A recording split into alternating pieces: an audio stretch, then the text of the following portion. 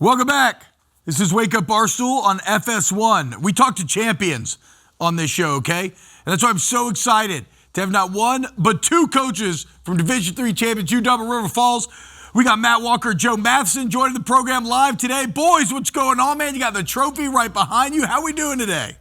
This was the longest setup for an interview like this that we've ever done. Make sure we get that trophy in there. We're doing good. We finally got some sleep. Okay. So take me through it here, Coach, because looking at your history at UW, it was a rough start the first few seasons, right? And it's been an incredible turnaround the last 4 years, now culminating in this championship. I want to start here.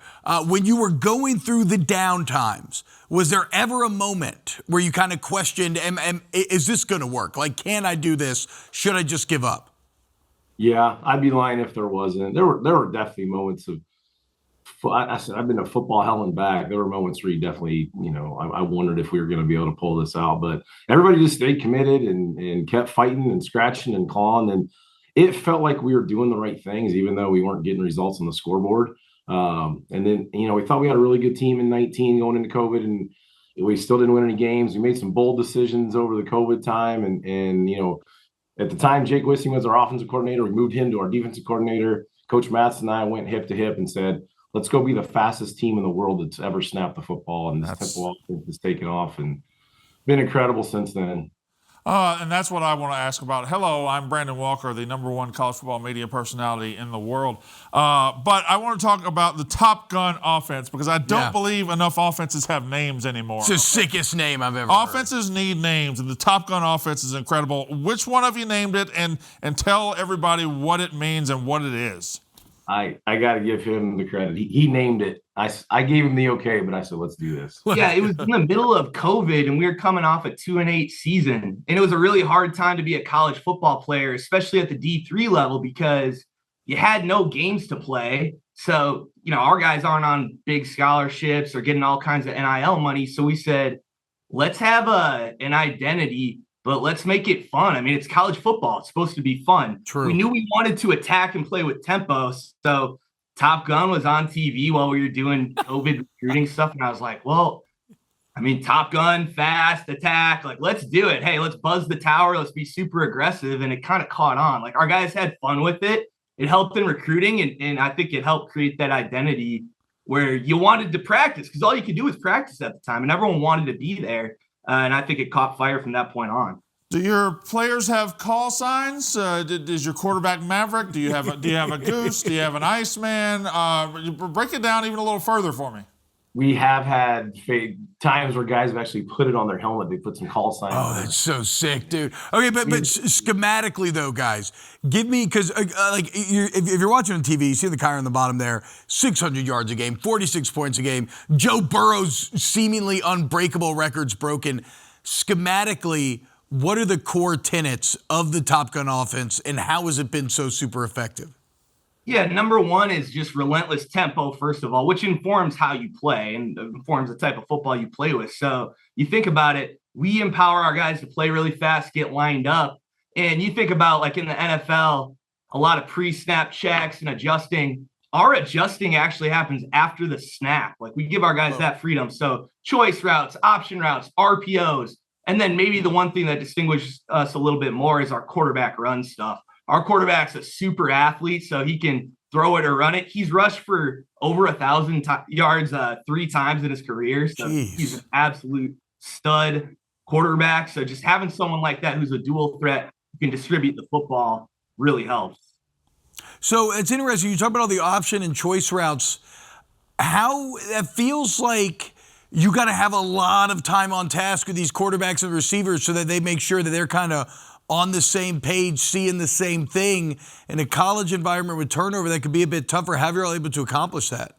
I think that everybody's confused. They think this tempo offense and all these numbers, they think that the secret sauce is in all these different schemes and this crazy, extravagant way to play football. It's really not. We're as simple as it gets to us. We don't run that many schemes. We do them out of different formations and different looks. So our guys have the same looks and patterns over and over and over. But really the secret sauce is we stay more simple than anybody understands. So we can go that fast and we see the same looks over and over. So this is just the repetitions. It's really the reps, like you learn by doing. So we run over 120 team reps per practice in fall camp. So you're going to master what you do just because you've seen every look against all the possible blitzes, stunts, coverages. You've run every concept against any look you could get. So is it fair to say then, y'all, because this sounds very similar to Mike Leach philosophy, where like I heard like, his play sheets were not extensive. They were not crazy. It was kind of this idea. No, we have a core, we have core ideas here that we're going to make work against anything. Did y'all draw a lot from the Leach camp and kind of the air raid philosophies that he helped to develop? I think so. I think that, well, you probably answer better. Well, yeah, for sure. I think that's a huge influence. It's like, hey, swing your sword, be a little different, be simple, master something. I think that all comes from Coach Leach and what he brought to the table. Like, he's a great inspiration for what we've done. And it's fun to have that sort of system where it's like, hey, this is about the players and their execution. It's not us pretending we're going to just out scheme everyone on the board every week. It's our kids going out there and making plays because they've run not 1,000 different plays, but one type of play 1,000 different times. Hey guys, Liam Blutman here. I really like sports and I appreciate what you guys have done. You two are both in your own right in different ways an inspiration for many. Coach Walker, you've said that you should have been fired multiple times. You're still here. You're a national champion today on Wake Up Barstool, speaking to the world. Coach Matson, you were a student assistant at Minnesota a decade ago. Now you're all right here at D3 national champion. Just can both of you just give some advice to people who are coaches trying to climb up the ranks in this endless grind? I would tell you that COVID was an important time for me. You had the first chance in my life to take a deep breath. I think we made some bold decisions. Obviously, we wanted to go as fast as we could. But I think the biggest decision I made was I was done caring what everybody thought. It's a cool thing to say. It gets clicks. It's trendy. But honestly, I was done with worrying about what Dad said, what Barstool college football guys think about my decision. I didn't care anymore. We were going to have our own blueprint. It's not your grandpa's way to play football. We're going to do it our way. My dad still gets pissed off about some of the decisions that I make and how aggressive we are at fourth down. I'm like, all right, Dad, we just won the national title. You can't say anything. Is he a coach as well? Sorry, jump in there. He's not. He's not. Okay. What about you, Coach Matson? What would your advice or kind of insights be that you've learned over the last few years? I would just say, if you're struggling, and we were struggling here and we hadn't had a ton of success, just start by getting good at something. And that for us, that was just going to be our tempo. Like, no one's going to play faster than us. And then suddenly our guys had more and more confidence and built off it. And we were able to round out our game and ultimately reach the national championship. But it all started like, hey, master something, be great at something, and the rest will follow. Coach Walker, I'd watch it a little bit because Matheson's talking like he's a politician or something, or like a motivational speaker over there. He's got me wanting to like enroll in his course right now. So let's just all be careful with Matheson. That's all I'm going to say. Don't have to tell me. Hey, what about this, guys? So River Falls, the producers put in the notes here, town of less than 20,000. Oh, it's beautiful. Right? Tight-knit community. Brandon mentioned having some run-ins with some fans while mantiquing here recently. What is the championship and this kind of run meant to the locals? I said it after the game. There's no place in the world like River Falls, and there's a charm about our place you can't explain. I've said over and over, we're a Hallmark movie downtown. Everything revolves around these 9 or 10 bar and grills on this main street. Our campus is an extension of that main street. It's different than a lot of towns. You say the word bar and bar scene, it can be this negative thing. That's where you go hang out in this town. I know every bar owner. It's where our families go. People are, now more and more, everyone's like, what is River Falls? Here's River Falls. On a Friday afternoon in the middle of the year, at the end of one of the bars might be the mayor, a student, and the town drunk having a beer, and everybody's cool and supportive. And that's awesome. That's just what our town is. And they're all the same guy.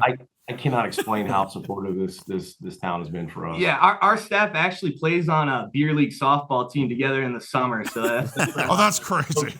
This sounds fantastic. Yeah, this is our second title this year. Our Johnny's Bar softball team won the regular season title, and now we got a national championship trophy. So pretty big year for us. Yeah, the Barstool basketball team is apparently a complete disaster. Well, game tonight, 10 o'clock. And what's your record, Connor? 0-3. Okay, yeah, exactly. It is week 12. You need to start playing faster. Also, We won't play fast. Connor hasn't won a game in Chicago sports this year. We don't have to tell the coaches of UW-River Falls about my parents. Oh, I think we do. Guys, are y'all coaches? Are y'all Packers fans?